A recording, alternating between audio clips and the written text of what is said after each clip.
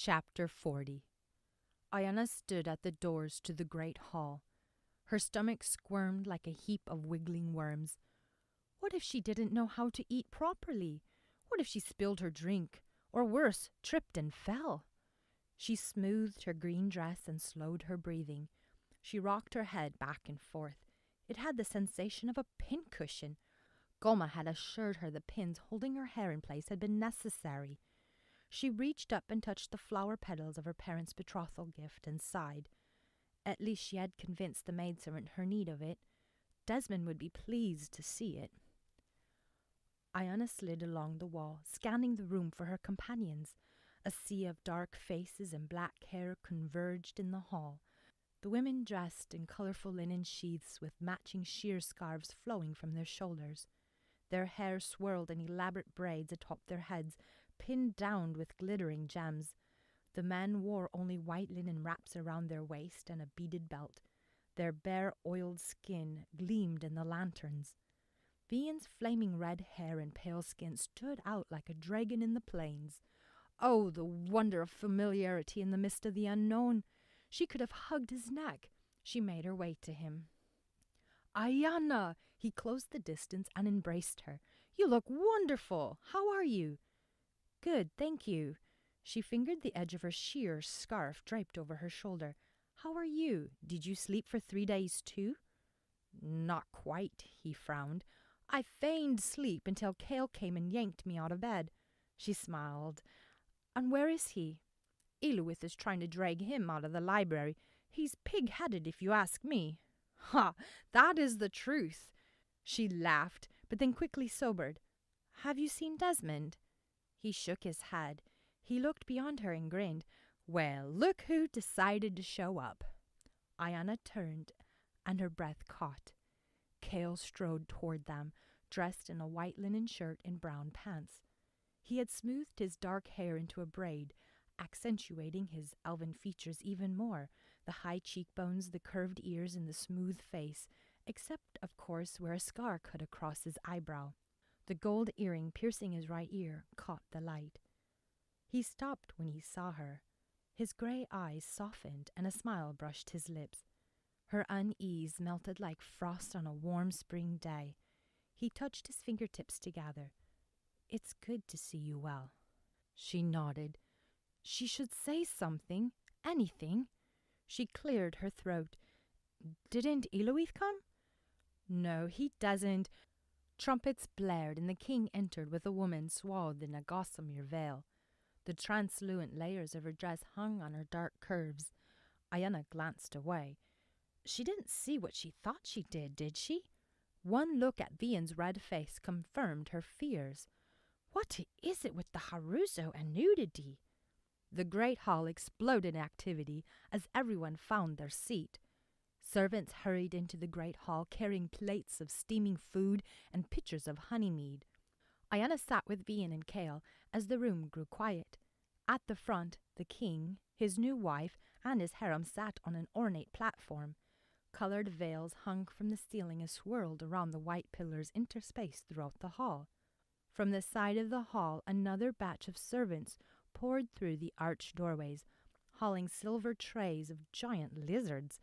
They placed them on the tables amid platters of sugared figs, nuts, grilled cacti, and baskets heaped with flatbread.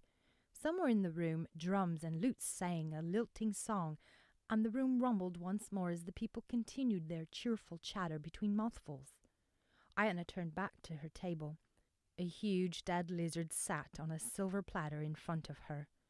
Its orange skin blackened, a large red fruit gagged its pointy snout, and its vacant eyes sockets stared back at her. "I say," Vian leaned over, "we should eat him just for spite." He stabbed the lizard with a knife and tore out a chunk. She shuddered and grabbed a handful of nuts instead. When everyone had finished eating, the king called for a dance. Drums pounded out a lively rhythm, and other instruments joined in. Ayianna's stomach lurched. Surely he didn't mean for her to dance, just his loyal subjects, many of whom had sprung to their feet at the invitation. Vian was close behind. Where was Desmond? She stared at the sugared figs in front of her, her cheeks growing hot. If she appeared busy or uninterested, maybe no one would notice her, or maybe she could excuse herself. She grabbed a fig. "Do you like to dance?" Ayianna looked across the table at Kale. "Why do you ask?" "Taryn loved to dance. I just thought you might as well." "How well did you know him?" she asked. "He was my friend." A shadow passed over his eyes and he looked away. "He was going to marry my sister." Ayianna dropped the fig. "He never said anything about getting married." "He was going to tell you and your family when he returned home." She frowned. "Why didn't you tell me earlier?" "It didn't matter." "Of course it mattered." She swallowed her rising grief. It changes things." The look in his eyes was a world away and pierced with sorrows of his own. Suddenly, the music broke into a frenzied drumming. He leaned closer. "We can talk later when it's quieter." She nodded. "So would you like to join in the festivities?" His eyes sparkled with life she hadn't seen before, and a trace of a smile warmed his face. Maybe it was the mead. He pulled back. "If you don't want to, that's all right." "No," Ayianna said before she could stop herself. "We should celebrate with the Haruzu. They might take offense if we don't." He grinned. "That is exactly what I was thinking." She rose to her feet. Kale took her hand in his and led her to the dance floor. The touch of his calloused hands sent a tingling sensation through the rest of her body. He said something, but the drums drowned his words. His eyes twinkled as he spun her around. She followed his lead and was soon swept up into the dance. Circles of people swirled around the room, weaving in and out and switching partners as they went. Twice Vian was her partner in the vibrant song, but her eyes kept drifting, searching for Kale. Then the music faded and the dancing stopped. She scanned the crowd for Kale as the people chatted and made their way to their seats. To her delight, he appeared next to her as he placed his hand under her elbow and guided her back to her chair. Ayianna sat down in a daze. The thrill of the dance coursed through her, the drums lingering in her heart. The brush of his fingertips across her skin sent a shiver down her back. What had just happened? Kale sent her a reassuring smile, and an unexplainable joy rushed through her. For a moment, his mask came off, and she caught a glimpse of the elf beneath the icy exterior. Kale had been a friend to her brother, and would have been family if the attack on Dagmar hadn't happened. He was an elf of heavy sorrow, and it broke her heart. The king stood up to address the crowd, but Ayianna didn't hear a word he said. Ayianna floated down the hall to her room, humming, her stomach satisfied with figs, nuts, and flatbread. The roasted lizard now a distant memory, and the warmth of the Haruzu's famous sweet amber mead lingered. The events of the night replayed in her mind, and each time she reached the moments with Kale, her heart skipped a beat. She hadn't had this much fun in a long time. She sighed and pushed open the door to her room. "Oh!" a male's voice exclaimed. Her thoughts scattered like dry leaves before a wintry storm. Desmond bumped into the bed, causing it to screech across the floor. The lamp beside the bed flickered as a breeze swept into the room through the open window. Her pulse drummed in her ears. "What are you doing here?" "I was—" His gaze averted for a second, then returned to her. "I was looking for you." He flashed a bright smile. "You look beautiful. The wedding feast over already?" She crossed her arms. "Where were you? Why weren't you there?" He shrugged and sat on the bed. "I had things to do." "In Bonzapur?" She frowned. "What kind of—" "I'm a man of business." He stood and strode toward her. "You think I would cross the desert without a thought of taking advantage of the situation?" "Well, I guess not. I mean, look at this fabric." He slid his fingers along the silk neckline of her dress. Ayianna stepped back as a shiver raced down her spine. "Imagine, in a year's time we'll be celebrating our own wedding." His blue eyes pierced her through and through. "I was thinking we could stay behind and get to know each other a little better." "But the quest?" "Kale and Eloith are more than capable of carrying on without us, don't you think?" Ayianna shifted her weight to her other foot. Why did it feel like he was setting her up? But Saeed! He placed his fingers over her lips. He is busy with the affairs of the nations. He doesn't care about your mother. He wouldn't even let you bury your father. He's a good man, elf, but he has a lot on his mind as of late. I think we should split from this quest and return to the plains. He took her hand in his. Can you imagine what the hunters are doing to your mother? If she is still alive, she harbors your father's secrets, and they'll do anything to extract them.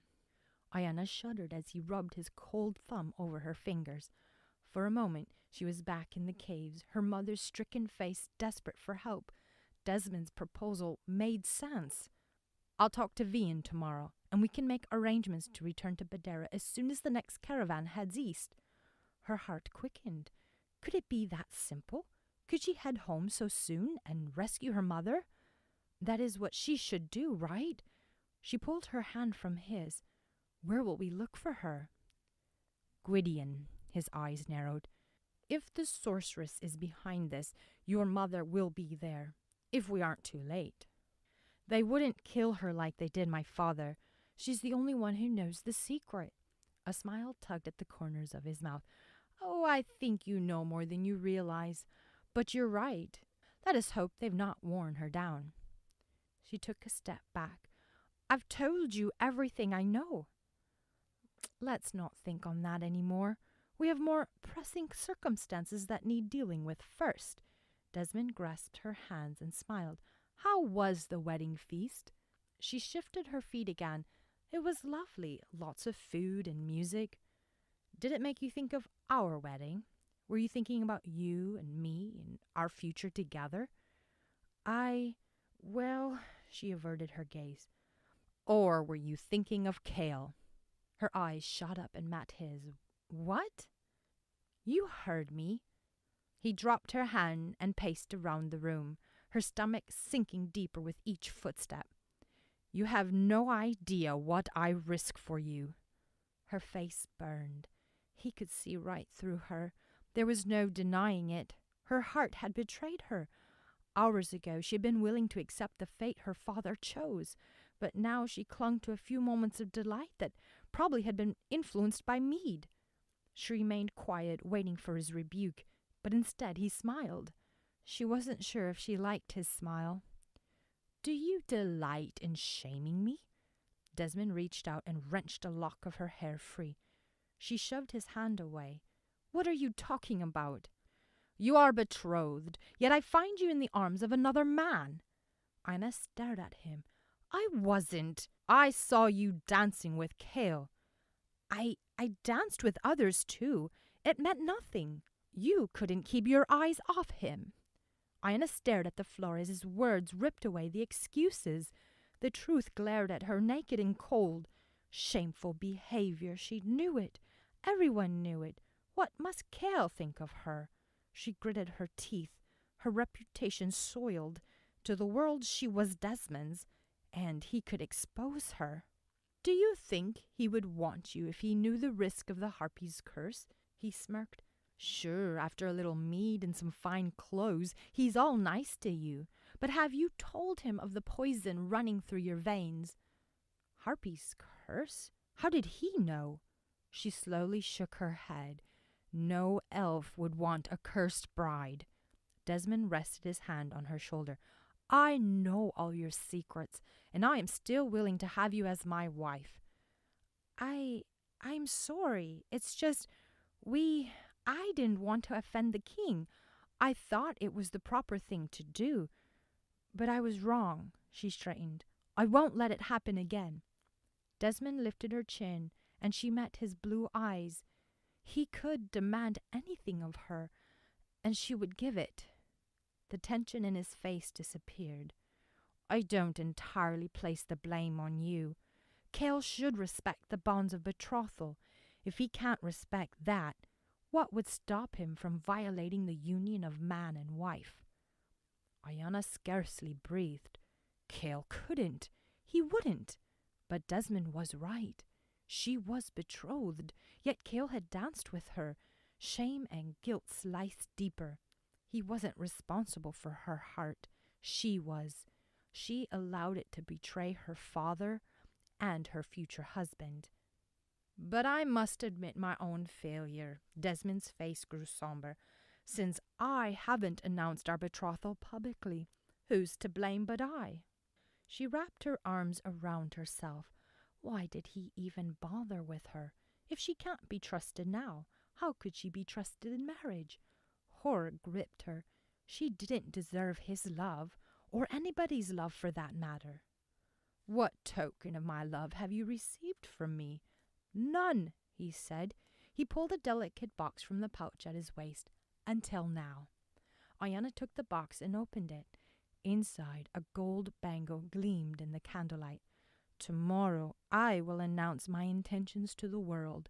One yet two should be enough to let others know that you belong to another man. One yet two? Desmond, I can't accept this, Ayianna said.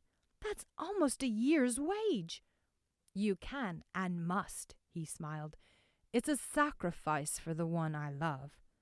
He ran his finger along her cheek, down her arm, and grasped her hand in his. He slipped the bangle over her hand. My feelings for you and our future together haven't changed one bit. I hope this gift will remind you of that. Desmond pulled her into his arms and kissed her. A trace of incense clung to his clothes. She had to be willing. She returned the kiss, but inwardly she wept. He released her. I am the luckiest man in the world. A hand strayed from her shoulder to her waist, and he nuzzled her ear, his breath hot against her skin. It's a pity to waste a beautiful evening like tonight. She held her breath. Fear speared her and sent her pulse racing. He tightened his embrace and kissed her again, awakening desires she didn't want. They screamed and raged within her. He pulled away, but she clung to him. Don't leave, not now. Desmond, she whispered and glanced up at him. He smirked. Good night, Ayianna. Sleep well. She watched him disappear into the darkness. Her burning desire gave way to emptiness. Panic wrapped its cold fingers around her heart. What am I doing? The brick walls of her room closed in on her. She had to get out. Where would she go? The library? Why was she always thinking about Cale? No, she'd go to the gardens, maybe the stables. She needed Liam. She took a deep breath and fled.